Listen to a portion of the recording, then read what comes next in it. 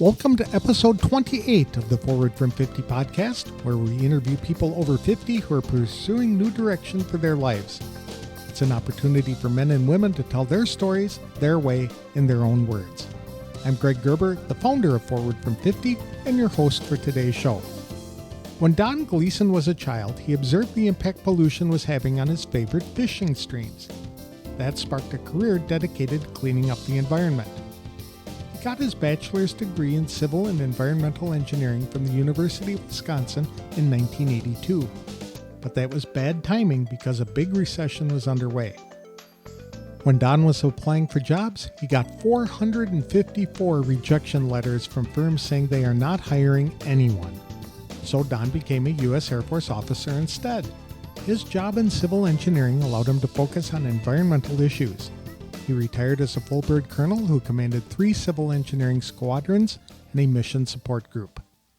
Years before Don wanted to retire from the military, he spent time thinking about what he wanted to do in civilian life as well as what he did not want to do. He knew for sure he did not want to be managing people's toilets, the lights in a building, or the heat and air conditioning.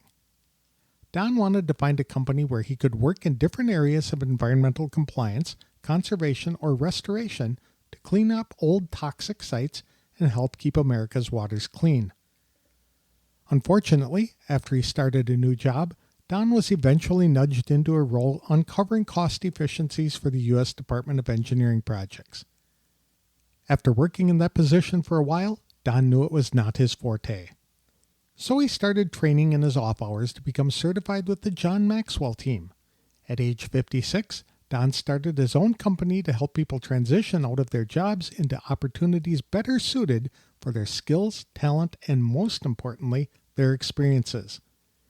To tell us more about his passion for the environment, as well as his desire to help people transition into jobs that excite them rather than drain them of energy, please welcome Don Gleason to the show. Thanks for joining me today, Don. I really appreciate the time. Now, it's funny that here we are in 2023, but a long time ago, we walked the same hallways in high school and then yeah, that's funny. And then we met in unique? Florida, of all places, and reconnected again. That was, 6 or 7 years ago. So That's right. Tell everybody. And we're sitting there talking to Todd, and I had met Todd. You met Todd. And we just happened to sit down at the same table. And I think Todd called me over and says, Don, you need to sit down here. Here's another guy from Madison. We started talking. I said, yeah, we both went to Madison La Follette. And we were like 1 year apart. We didn't know each other then. That's right. That was great. But we were there together. So that's funny. But hey, I appreciate the opportunity, Greg, to get together. I've really enjoyed getting to know you and through the Maxwell leadership team and now through our accountability group, which I'm sure we'll touch on somewhere today. But now they're doing this podcast. So I appreciate what you're doing, spreading the gospel of leadership. Thank you. Tell everybody a little bit about yourself, like where you are now and what you did before you turned 50. Before I turned 50, it really comes back to a story that I love telling, which was in the 5th grade, April of 1970, on the first Earth Day, I found my purpose. It was to clean America's waters. My dad had taken us out fishing. I got to do some hunting and stuff later on. So I was in the environment, and I started to see how we as Americans had polluted the environment. And just the idea of coming up to a river and you could see the yellow scum and you could smell the stench and you see the dead fish. And it's like, why would we want to fish here? We would never want to eat anything out of here. And that was about the time when they started implementing the Clean Water Act, the Clean Air Act, all those different things, Safe Drinking Water Act. So we changed a lot of things during that time, but it got me excited. And fast forward, I was really good in math and I was good in science. Got all the way through high school, went to University of Wisconsin, got my bachelor's in civil and environmental engineering. But unfortunately, when I graduated college in 1982, there was a recession. And I had basically the option, because I had 454 letters from companies at my graduation party on the 5th of May, 1982. It took me 5 years. And they all said, thanks, but we're not hiring right now. So I was discouraged, but I just kept on moving. And I got the opportunity to join the U.S. Air Force. And it was about getting some experience. I could have gone back to, and some of my friends did. They went back and got their master's degree because there was no jobs out there. But I needed to get out into the world. So I got in the Air Force, and I tell you, officer training school was tough for me. It had to whip me into shape. I was probably a little bit of a radical. And part of it was the physical. I reported right at weight. I was actually 6 pounds under, but somehow when I flew from Wisconsin to Texas, I lost an inch. It happened every time in the military that I went to formal school, I lost an inch. I always had to be careful. But 27 years, got to do some amazing things. Never thought I would get to do. Culminating in 2004, going over to Baghdad, Iraq for 4 months and leading the reconstruction of a country. You think about the Marshall Plan, where they rebuilt Germany after World War II. We were rebuilding Iraq, spending $12 billion, and I got to be in charge of programming those projects. So it was really exciting. And then, so that led me up when I retired in 2009. That led me up to about 50. So I was a civil engineer, focused in more on the environmental side of it, and then the leadership side of it. I got to command 3 squadrons, mission support group. Mission support group has everything except there's the operations group who has flyers. There's the maintenance group who maintains the aircraft for the flyers. There's the medical group, and mission support group normally has everything else. Okay, and that's what you did, is you were a commander of a mission support group? 1,650 people, 7 squadrons. What was your rank? I retired as a colonel. Okay. Yep.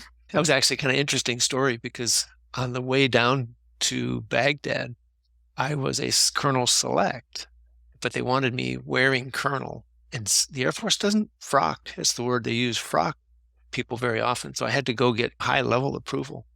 And they literally at 8 o'clock the night before I was leaving, they approved it. So we arranged that night a promotion ceremony the next morning in the headquarters, USAFE, United States Air Forces in Europe, the civil engineer office. And I called a gentleman. He was going to be the deputy was the presiding officer, and then the exec, a friend of mine, he became the kind of the exec reading things. And we put it together real quick. And literally on the way, I went after the ceremony, went to the dry cleaners and had it sewed on my uniform, and we headed straight to Rhine-Main and into the aircraft and flew down to Baghdad. That's a fun story. Yeah. Yeah. And so it's amazing when you think back to 27 years, how many stories there are through the career. And we just have them throughout our entire life. But we all think that, I don't have any stories. Everyone has a story. Absolutely. Everybody has a story. Yeah. And they're all unique, and they can all be used to benefit somebody else. That's right. I'm really trying to follow Don Yeager a little bit. He's now one of the thought leaders for the Maxwell leadership team. And he's a great storyteller. So I'm just sit back and just listen to him tell stories. And it's so exciting for an audience to hear those. What did you do when you retired from the military? So I immediately jumped into Booz Allen Hamilton. It was a very interesting process, which relates now to what I do. I spent 2 or 3 years before I got out thinking out what I wanted to do when I got out.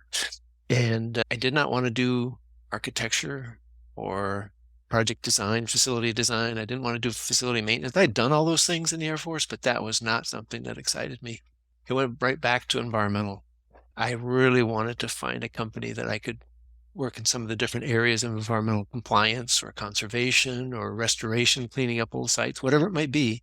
But I wanted to go back to cleaning America's waters. I think that's what I said with the Earth Day, right? Cleaning America's waters. But then I also loved the emergency management side, which a lot of times the environmental side was cleaning up spills, responding to spills. So they tied right together. And Booz Allen Hamilton allowed me to do that. And we got in, and I was leading projects at Shreveport, Bossier City, so Shreveport Air Force Base. Is it Shreveport Air Force Base? And then Tyndall Air Force Base, and here in San Antonio. And then I got on the Department of Energy project doing cost efficiencies. That was not really my forte. It was a struggle. I struggled through that. But it really tied me into do what you want to do, what you're really excited about that energizes you. So now I've started through the Maxwell leadership and the skills they've given us. I am a career transition coach. So it's about leadership. It's about helping people, as I say up front, answer the question, what do you really want to do next? Why did you join the John Maxwell group? Or what prompted you to get that training? Yeah, that was interesting. It was Thanksgiving of 2014. I happened to see a Facebook post about it, and I said, I'll take some information. And I was walking on Saturday. I haven't run since really 2009, so I do a lot of walking to keep my weight down and health and stuff. And my knees, I just had one knee replaced. I need to get the other one replaced, so it's just keeping it going. And a guy called me up, program coordinator, and he says, hey, can we talk? And I said, I'm walking for another hour, so let's talk. And it just sounded really exciting. I had always seen myself when I traveled in the military, when I was on aircraft, and I would pick up the magazine behind the seats, and you would read about entrepreneurs and businesses, executives and companies. I was like, yeah, I want to be an entrepreneur. My brother's an entrepreneur over in Houston. And I say, yeah, I've always wanted to do that. But I love leadership, and I wanted to continue to grow in leadership. There was nothing more exciting. I did a podcast interview not too long ago. It was one of those, what was one of the most exciting memories you had in the service? And it was about helping individuals who are lost or moving in the wrong direction turn back around, right? They come into your office when you're a commander and you're giving them an Article 15 non-judicial punishment or a letter of reprimand, and they're moving in the wrong direction, right? They're about ready to get kicked out of the service. And having a conversation and understanding them and figuring out how to get the right resources to them to move them in the right direction. That was exciting. I loved it.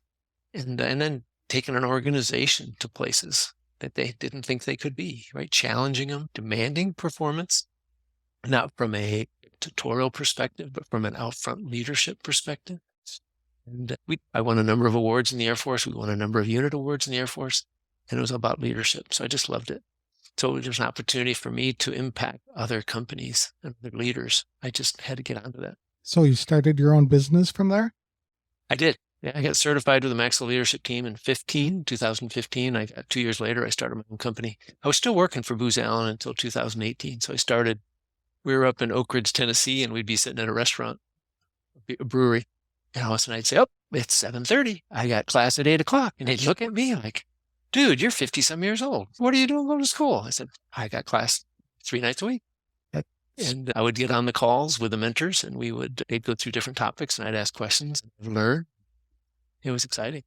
I think that speaks well to what we need to keep in mind when we're over 50 is that we never stop learning. We are always lifelong learning. There's always something we can learn. That's right. In fact, I belong to a group called the Executive Book Review here in San Antonio. It's now gone national because they do it with COVID. They went virtual. Now we do basically a hybrid in place and virtual. And that's their piece, right? Lifelong learning. That's one of their purposes. So we go through 3 times a month. We go through a different book and somebody presents it. And I think I've presented 3 times now. Last month, I presented on John's newest book, The 16 Indispensable Laws of Communication.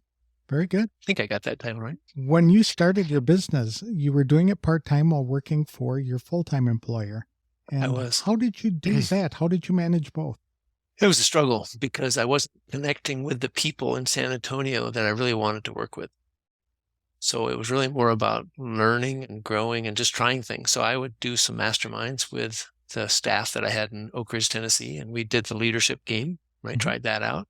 So I was just trying out different things with them and getting to know the materials. And then I was on the board for the Red Cross in San Antonio. So I started doing some of the same things with them and just trying things when I was home on the weekend. Hey, can we do this? Can we do that? I gifted them a play of the leadership game at one point, hoping that would turn into something more, but didn't. But I learned so much that night. It was amazing. So just trying things out. What prompted you to go into business for yourself then, to just say goodbye to the corporate world?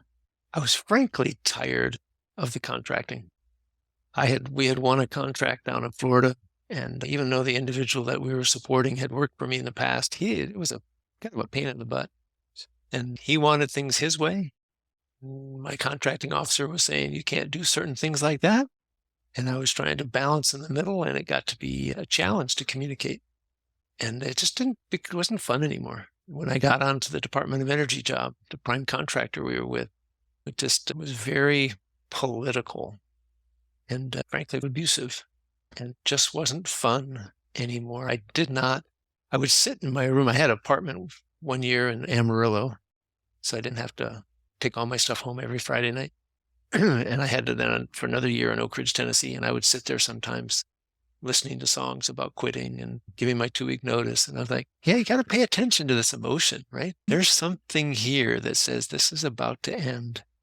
And in 2017 at our Christmas party, somebody said something and it flipped. I said, I'm done. It's time for me to leave. Time for me to leave this project. I like how you put that, is something is about to end. It's signaled a transition. It's not that you're done. but you're moving in a different direction because so many people don't recognize that transition prompt. So they stay stuck in a career they hate, working with people they do not like, doing stuff that is just leaves them uninspired and unfulfilled. And so you recognize that and you jumped into a different career. But now I understand you're helping other people identify those transitions and to take advantage of them. It is, because when I got out of the military, I spent those 2 or 3 years really focusing in on asking myself, what do I want to do? The year prior to getting out, I did the executive career transition program. And it's the second time I did it, but she had a whole list of questions. And I remember sitting in my office at home in Fairfax and Virginia, just outside DC, and going through those questions that night and just not accepting an easy answer. You're right. It's basic questions. Do you want to supervise people or not? I loved supervising people. So it was yes. How much do you want to travel? I don't want to be gone that long, so 35%. Do you want to do business development? I don't really know anything about business development. I think that sounds exciting. A lot of people shy away from it. I took it as an opportunity. So I actually did about 80% business development in some respects through my career with Booz Allen. I went through all of those questions and really thought into them. And that pays me service today because I really know what I want and what I don't want. So a lot of people, I would imagine, they get frustrated or get that point in their job where they know they've got to change. So they just start looking for jobs without giving any consideration to what it is they really want to do. That doesn't sound like the best way to build the last stage of a productive career. That's right. And I think they asked the wrong question. There's a quote that you and I have learned, which is when you change how you look at things, the things you look at change. And when you look at, even back in the days, we'd pick up the newspaper and you look at the want ads. Right now it's on the job boards and stuff. It's on through the internet. It's all those different things that are there digitally. But you still ask the same question. Can I do this job? Or do I want to do this job? If you ask the question, can I do this job? You're going to get this huge list because you can do a lot of things. Do I want to do that? Like I said, when I retired in 2009, I didn't want to do design. I didn't want to do construction. I didn't want to do facility maintenance. I could. Would I do that? Oh, yeah. And if I had to fall back to, I could have done it very well. I did very well. I got some awards for it. But it was like, shoot me now. No way. And I tie it into the energy, right? When you're in a job that you really like, that you're excited by, you're energized in the morning. You can't wait to get there and take on the challenges and deal with some of the issues and advance the team toward the goal. And then the day just runs by, right? All of a sudden you think it's like coffee break time. I'm sorry, you think it's quitting time and it's really just coffee break time. It's wow, where did that day go, right? Maybe I have that backwards. But anyway, the day just flies by. But when you're de-energized, you don't want to go. There's this thing now called the Sunday Scaries. The Sunday Scaries. Have you heard of that? No. So on Sunday, the anxiety in a lot of people is raising when they're starting to think about coming back to work on Monday morning. And they get anxious, they can't sleep, they almost become dysfunctional on Sunday night trying to think about getting ready. And the last thing they want to do is go back to work on Monday. So they go in regrettingly, they do what's required, but they're not excited by it. The day just ticks by. You're watching the clock tick by tick. This is where you think it should be quitting time, and it's really only coffee break time in the morning, right? I had this backwards earlier. But when you're not excited by the work, everything just goes wrong, and you go home exhausted because it's taken all the energy out of you. And what do you want to do when you get home? Sit down and have a beer and watch TV. And just get into that rut that's very difficult to get out of. So how many people do you think are probably in that position where they feel that they are not engaged in work or that they don't have a purpose? Survey after survey says 75% roughly disengaged at work. And that pretty much comes back to other surveys that say people don't really have a purpose. They don't know what they want to do. For me, 5th grade, clean America's waters. Drove me through college, got my degree. That's what I really wanted to do. When I came out of the service, that's what I wanted to do. I had a purpose, clean America's waters. that became exciting for me. And I find a lot of people don't do that. As I've been working the last 3 years in a nonprofit helping military in their career transition, that's where I came up with that. Most people don't know what they want to do next. There's the second problem, I think, when people start looking for a job, like you said, is they ask the wrong question, but two is they start writing their resume. But then they struggle with, what do I put into the resume? What jobs do I put in? What are the results? How do I phrase this? If you don't know what you want to do and potentially who you want to do it for, it's tough to write a resume or a LinkedIn profile. So I try to get them to go back. Let's think about the skills, the interests, the passions, the experiences. This one's most powerful. When I start asking you, Greg, what was the most exciting thing you did in the service? You come up and all of a sudden your eyes perk up and you just energy. There's like a skip and you get giddy up, right? And yeah, I really enjoyed this. Man, I faced this problem. It was really hard, but we made a huge impact and it was so much fun. I couldn't believe it. There's something there that says we need to drill into that and figure this out. I've talked to a lot of people. Oh, continue. Go ahead. I was going to say, but the flip side happens too, right? What was the worst experience? And you start to get a feel for what they don't want to do. If you asked me that, it'd be that facility maintenance piece and stuff. I don't want to be managing people's toilets, the lights in the buildings, and the heat. Yeah, that's not the best use of my skills. I'm sorry. I love that people want to do it for me. So I had one guy, if I can just brag one time, I said, so he's from Alabama. I said, so why'd you join the Army? He goes, there was nothing for me there. It was going to be drugs and alcohol and prison and gangs and probably an early death. I didn't want that. I wanted out. I said, okay.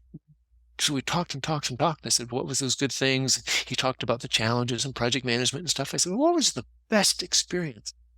He says, when I was in D.C., I got to be the point for the USA Basketball Olympic Dream Team coming to D.C. and talking to the inner city youth, poverty, and seeing the kids' eyes light up when every one of them, this is Michael Jordan, Charles Barkley, David Robinson, these guys all talking about how they came out of tough situations and poverty and they made it.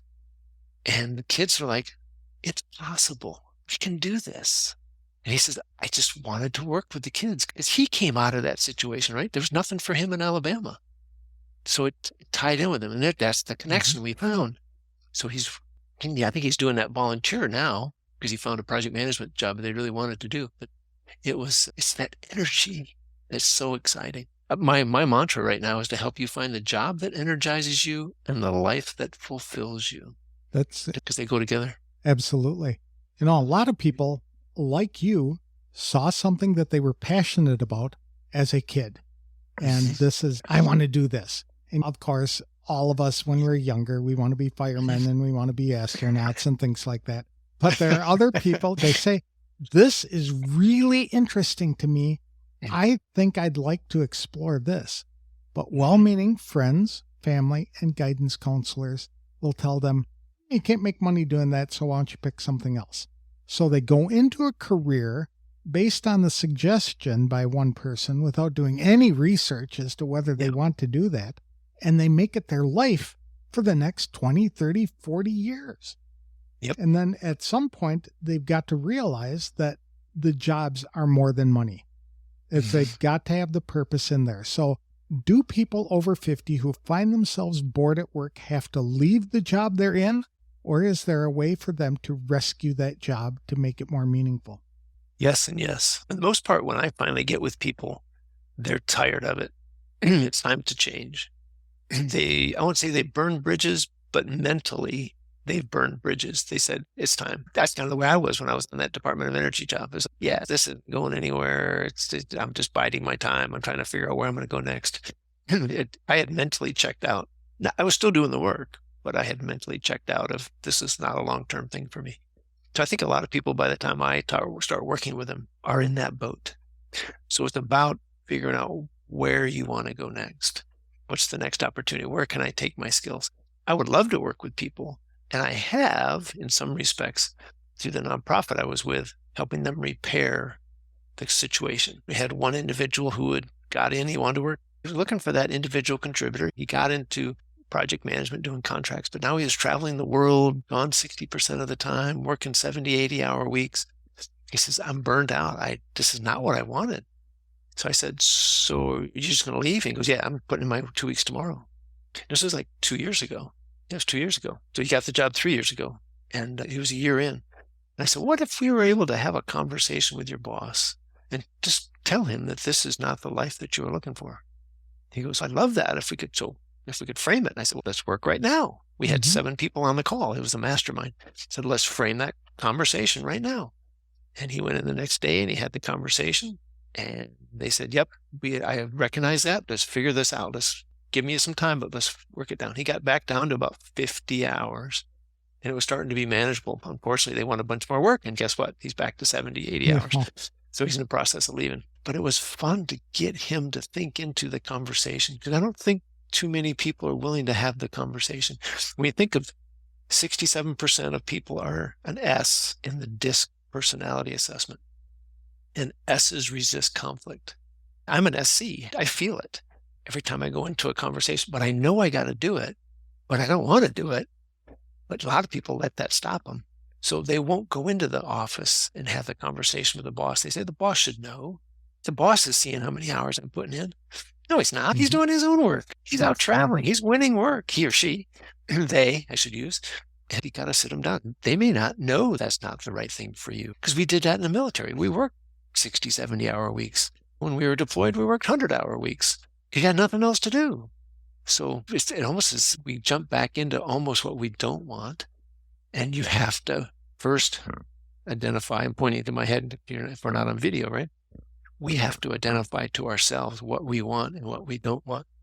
And then we have to communicate that to the boss and say, this is out of bounds. They came to me at one point and said, hey, we'd love to have you do about 40% facility maintenance. And I said, nope, it's not what I'm interested in doing. I told you I'd do 10% because I'm going to be a team player. But if that has to go more, I'll probably be looking for another job.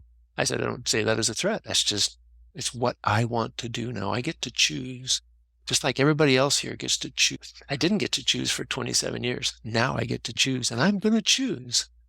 So let's work together to get me in the right mix. And we did. So I think you can do both, what you just asked. That was a long answer to a short question.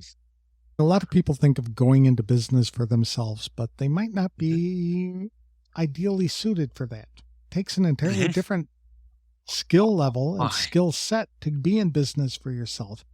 So what would you tell somebody? Would you say, find a job that works for you, or go into business for yourself? Or would it depend on the individual? It definitely depends on the individual.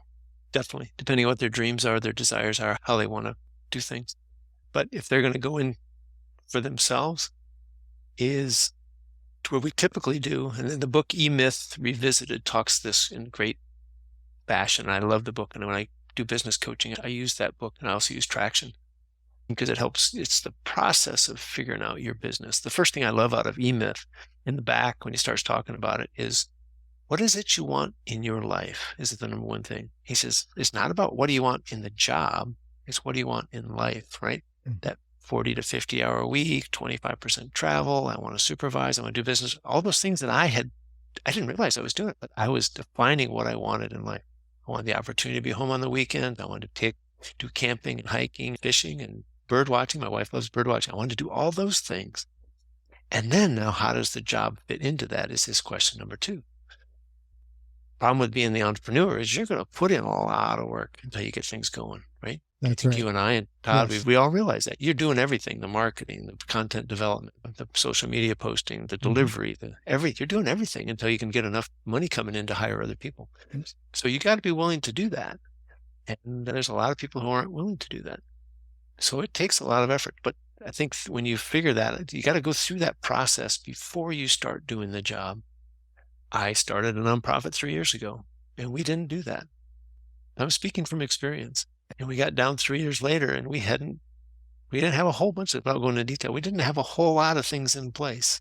And we were not working together, and we were not moving in the right direction. We were not achieving our objectives. And go back to that piece again. It was no longer fun. Now we were fighting each other.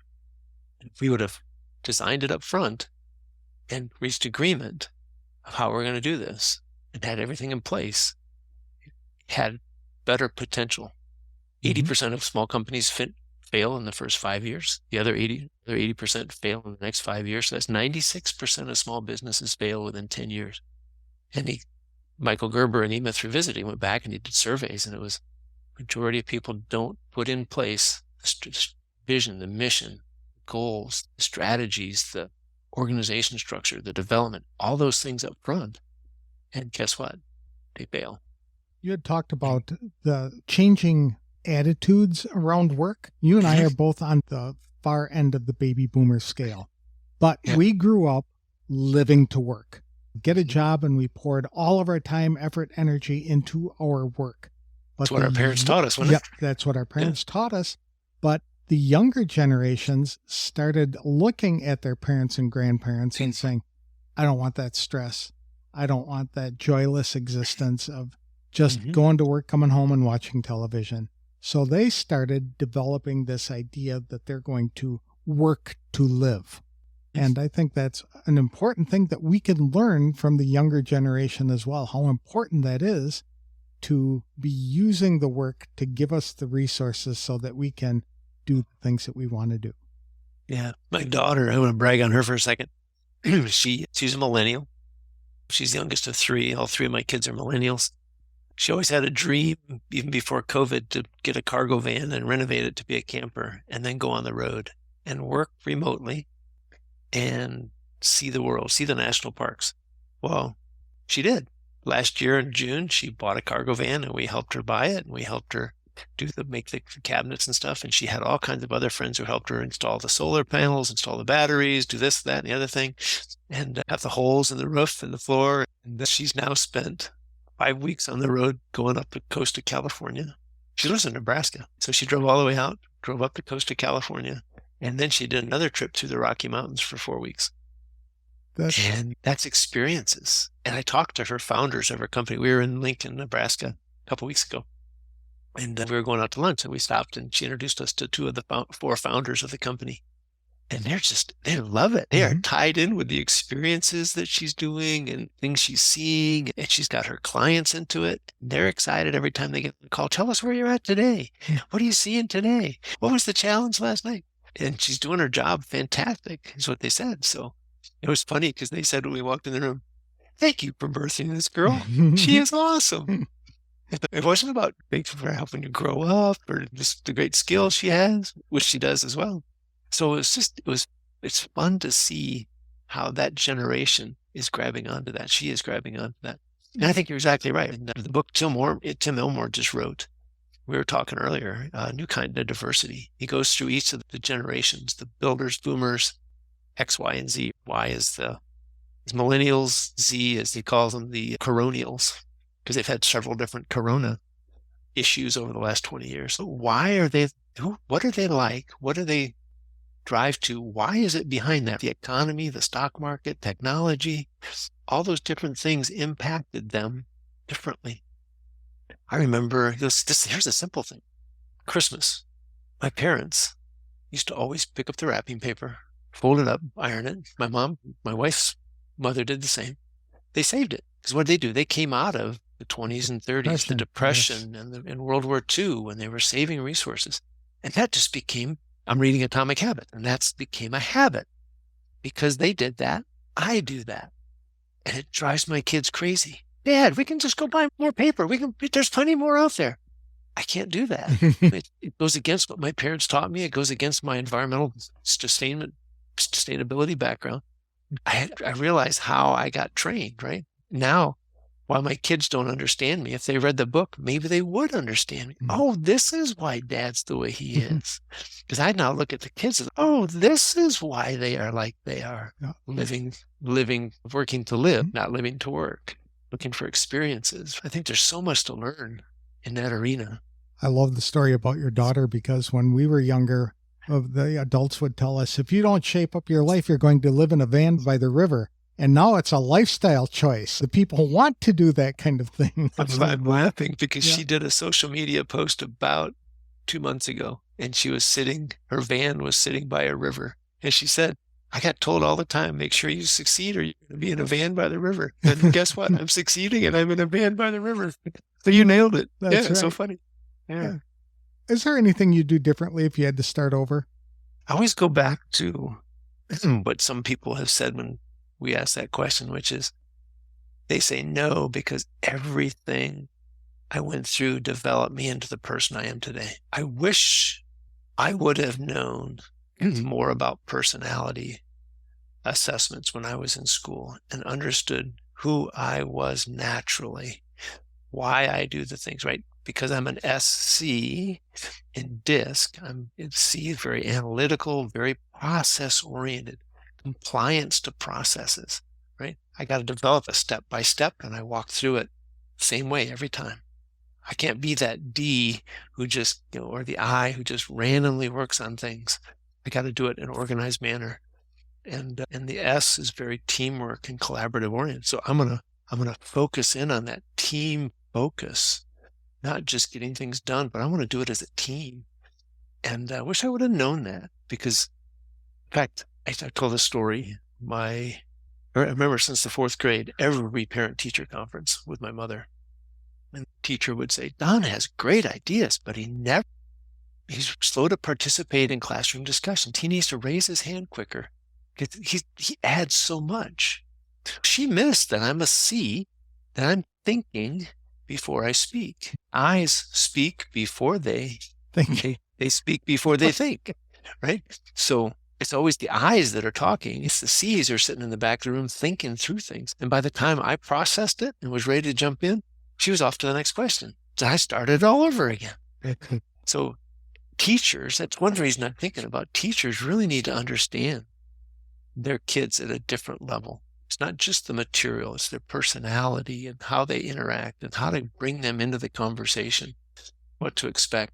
So I think that would probably be the one thing that I would do is just understand more about myself. Because people ask, would you go back, now not knowing what you know now, would you do high school again? Mm-hmm. And I'm like, oh yeah, I'm a whole different person. That's right. I would have so much more fun. Exactly. And not that I would be goofing around. I'd be much more outgoing. I would be more communicative. I would try different things. So that's two things, I guess. So somebody over 50 who has never had a personality assessment, would it be a good idea for them to have one at this stage in their life? 100% yes. Because it'll teach them why they are the way they are and why they think the way they do and why they do what they do and the way they do it. Yeah. Okay. That's right. Because if you don't really understand yourself, you can't, you can't change how you're interacting with people. You'll always do things the same way. But it goes back to that quote, when you change how you look at things, the things you look at change. If you change how you look at yourself because you understand yourself at a different level, DISC is one, strengths could be one, love language is another. They all measure some different pieces, right? You look at things in a different way. So I don't say one over the other. In fact, Patrick Lencioni now has geniuses, the 6 geniuses. I'm going through that. I just saw the podcast the other night and I'm going to do his assessment. And the more you can learn about yourself, the more you can interact at work and church and home. There was a situation, one of our Maxwell team members, her and her daughter were at odds with each other. They just were always fighting.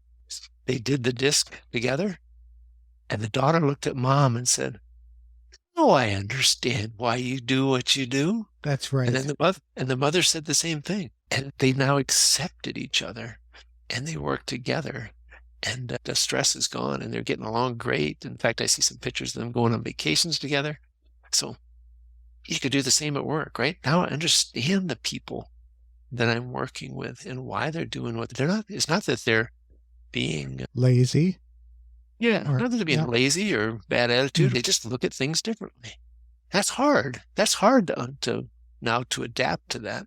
It's part of the maturity process, though, that's for sure. Yeah, so I 100% agree. So is there any advice you'd give to people over 50 to help them either identify or pursue their passions? Don't mean this to sound self-serving, but get a coach and explore. I agree, because they help you think outside the box. We have all accepted excuses our entire life, and we've made excuses for why we are the way we are, and a coach can ask the questions to help you get the understanding that you need to say, wait a minute. That's not right. That's right. I think you nailed it, right? People go to a mentor And in fact, I did a post on social media this morning about mentors, being a good mentee, and how you need to approach the conversation. Too often they come in and say, "Hey, I'm really impressed with what you're doing. Can you teach me?" I said, "What do you want to know?" So I don't really know what I want to know. So they get into a conversation and it just kind of wanders.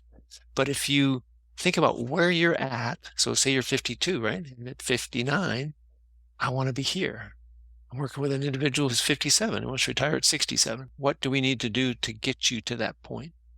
What skills, what jobs, what retirement savings, all those different pieces so they can retire at 67.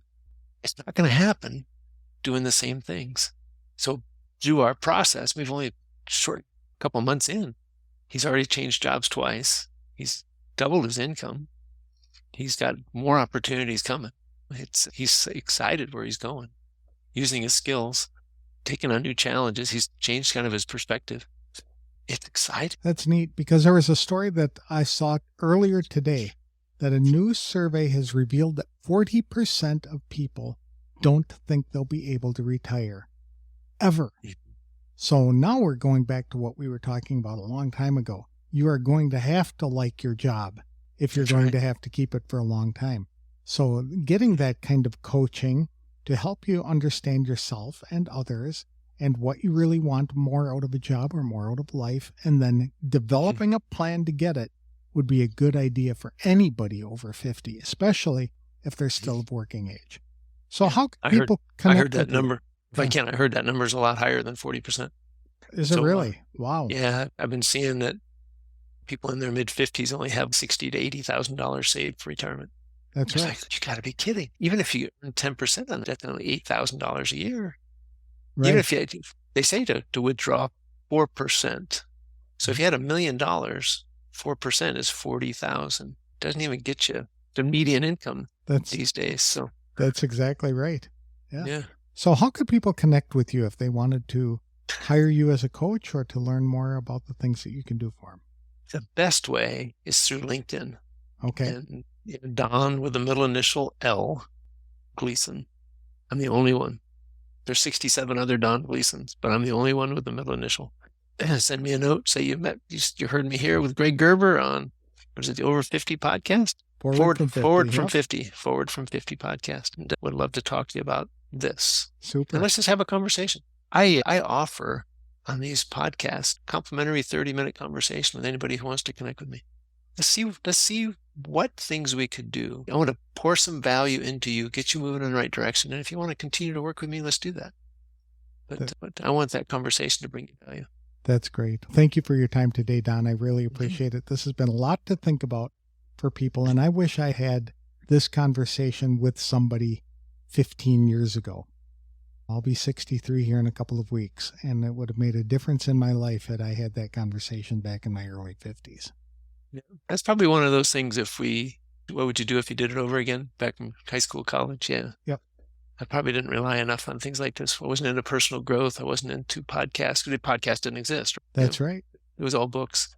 And I was lucky to have some leaders in the military who helped me in perspective and thinking. And that's why I say, if I knew what I did not know what I know now, would I do high school over? In a heartbeat. Because I could help others. I could interact better with projects, lead better.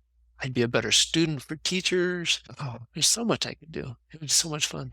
So I appreciate the opportunity, Greg, to get on Forward from 50 podcast and talk about this. This is so exciting. Thank you. Although Don Gleason and I walked the same hallways in high school in Madison, Wisconsin, I really didn't know him until we were connected by a mutual friend at a John Maxwell event in Orlando several years ago.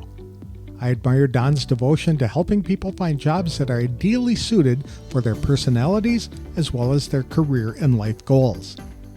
We all tend to spend an enormous amount of time working for a living. It is a tremendous energy drain to be trapped in a dead-end job. Yet when people desire change, they usually go about it the wrong way by sprucing up their resumes without giving any consideration to what they really want to do. It's a bad way to step into the final stage of a productive career. There are a lot of jobs available to people who are looking for work today, but they rarely stop to ask, do I want to do this job? Rather, they only ask, can I do this job? In reality, they can probably do a lot of things. However, do they really want to invest 2,000 or 3,000 hours of their time every year toward that activity? When people ask themselves that question, then the answer is often very different.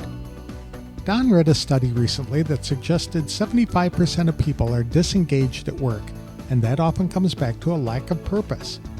By the time people come to Don for career coaching, many times they have already mentally checked out of their jobs. If there's one thing Don wishes he had done earlier in life, it would be to take a personality assessment when he was still in college, if not high school. Doing so would have helped him understand who he is naturally and why he seems to do certain things the same way every time. Armed with that type of knowledge, people can either see why they keep being trapped in frustrating experiences, or they can find jobs and start businesses that are ideally suited to their personalities and character strengths. Don noted if you are 52 right now and don't know what you want to be doing at age 59, then you need to work with someone now who has the skills to help you get to that destination. Because if you keep doing the same things, nothing will change. You'll keep wandering in circles, wondering whether there is more to life than you're currently experiencing. To help people develop a new perspective for their lives or their jobs, Don is offering a complimentary 30-minute conversation to anyone who wants to connect with him. Just look for the Don L. Gleason profile at LinkedIn and send him a connection note indicating you heard or read about him at Forward from 50. That's all I have for this week's show. I'll have another inspirational interview on the next episode of the Forward from 50 podcast. Thanks for listening, and if you like this show, please consider leaving a review wherever you download the episodes.